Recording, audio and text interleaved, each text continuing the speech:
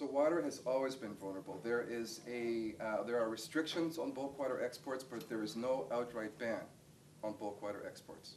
And all it takes is one province, like Ontario did under the Harris regime years ago, where they issued a license to Nova Corporation to allow them to export water to China. It just takes one province to issue one permit, and that is it. We have lost, you know, the finger is no longer in the dike, and, you know, what is a trickle, you know, the dam bursts open and we've lost control of it. Thankfully, in the case of Nova and the Harris government, there was enough of an outcry on both sides of the border that basically forced the Harris government to rescind the permit on condition from Nova Corporation that they would be the first in line should we ever start to sell water in bulk exports, that they would be given preferential treatment. So, and there have been other sort of pressure points along the way as well in other provinces where they've thought about selling water in bulk form. We're now hearing that Quebec is looking at doing the same sort of thing as well.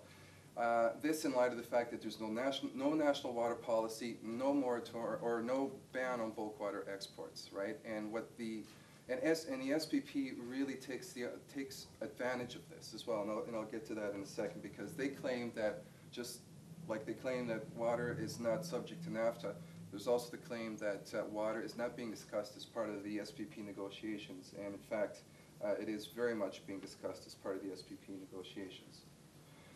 So let me take you back, though, then to make the case there. Before the announcement of the SPP in the fall of 2004, the U.S. Council on Foreign Relations launched a tri-national independent task force on the future of North America.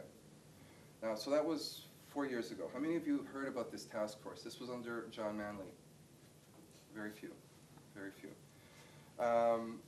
Co-chaired by John Manley, and the other co-chair was Thomas DeQuino, of the chief executives, right? So the task force members already from the get-go included some of the same people calling for North American integration. A few months later, February 2005, the Council of Canadians received a leaked document of the minutes of one of these task force meetings that, among many things, described bulk water exports as politically hot, and that it should be a long-term goal of deep integration, a long-term goal that should be broached at a later date. In the final report of the task force, a few months after that initial, or from the minutes of that meeting, there was no mention of water at all. In the final recommendations of the task force, no mention of water or any sort of water sharing agreement whatsoever, or any of the communiques that came up, because months after those set of recommendations, the SPP was launched in Waco, Texas, and there was nothing about water in there. So although water was dropped from the final set of task force recommendations and not mentioned in during the SPP sort of launch, I need to repeat once again that water did not disappear. And in fact, it was strategically placed on the back burner, just like those secret minutes suggested that it be done, until a more opportune political moment.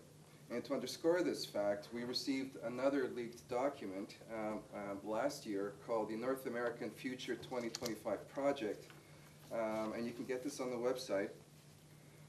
Here it is here.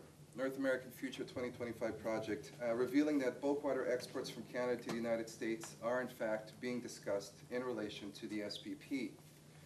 And this project is led by the US-based Center for Strategic and International Studies, as well as the Conference Board of Canada and its Mexican counterpart. And basically, it involves a series of closed-door meetings on North American integration, dealing with a number of very contentious issues, including bulk water exports, a continental resource pact, and a joint security perimeter. So basically, the hot topics that politically weren't being touched through the formal SPP process were instead being advanced through this agenda, a parallel agenda created by this particular group of organizations. We've since learned that the document and that initiative, the Future 2025 Project, has been in fact been paid for by the US government. US embassy officials admitted that to us when we met with them over this. And with further rumors that Canadian and Mexican governments were also involved in the funding of this report. So as I mentioned, the report called for a series of closed-door meetings with government officials and business leaders from all three countries. One of these meetings did take place in Calgary a year ago, or more than a year ago, I guess, over a year ago. And one of these roundtables being the future of the North American environment. And at this roundtable, we found out that what was being discussed amongst various environmental issues was water consumption, water transfers, and artificial diversions of bulk water, with the aim of achieving, quote, joint optimum utilization of the available water, end quote. In other words, bulk water exports to the United States.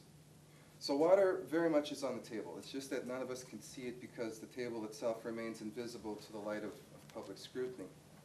I wanted to talk a little bit more also about oil and energy as well. So as I mentioned, the SPP is ostensibly also about creating this North American Pact for resource sharing. And again, a lot of this is doublespeak, just like the SPP, security and prosperity partnership. This ultimately is all about benefiting, the United States, the greatest superpower in the world. And so when you look at the languages, I say so much about it is very much about doublespeak. It's not about resource sharing. It is about assuring and guaranteeing permanent access of our energy to the U.S. beyond NAFTA. This is why it's been called NAFTA on steroids or NAFTA Plus. So what it means in practice is providing the U.S. with an increased supply of oil and permanent access to all our other forms of energy as well, whether it's uranium or what have you. So under NAFTA, we have to sell oil and gas at least in the same amount to the United States that we consume. We can't cut back on supplies to the U.S. without cutting back on our own, as Peter mentioned. Now, as it is, and this is a crazy statistic, we export 70% of our oil to the United States, and we import 60% of the oil we need from other countries. Okay? So the SPP then, and this is under NAFTA, and what the SPP does is it takes all this a step further by encouraging ways to increase the supply of oil and gas to the United States. And under the SPP, a five-fold increase in tar sands production has been called for, and this is what we are seeing. And while it is true that the incredible increase in the development of the tar sands has been driven a great deal by high oil prices, what's also equally true is that the SPP is a major mechanism behind the increase in tar sands production as well. At least that's our contention. And almost 100% of tar sands crude now heads south. Almost 100%. So it goes without saying that not only do we continue to lose control of our energy and oil through the SPP, especially in the absence of a national energy plan, but we're also losing the ability to properly contribute to dealing with climate change and meeting the legal obligations under the Kyoto Protocol. And this is something the government will admit to, nor will you find it in the mainstream media. They tend to ignore this fact, the fact that the SPP is having an impact, a negative impact on our ability to meet the Kyoto Protocol as well.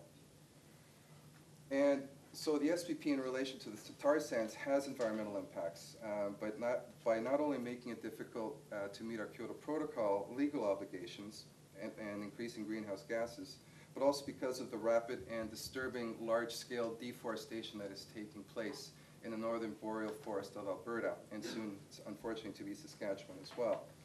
And this rapid deforestation is not only having an impact on greenhouse gases and the increase in greenhouse gases, but also an impact on the amount of, or the quantity and quality of water as well in those provinces. And in relation to that, just to give you a sense of how much water is actually involved in the production of tar sands oil, for every barrel of oil that is produced through tar sands, 3 to 5 barrels of fresh water is required.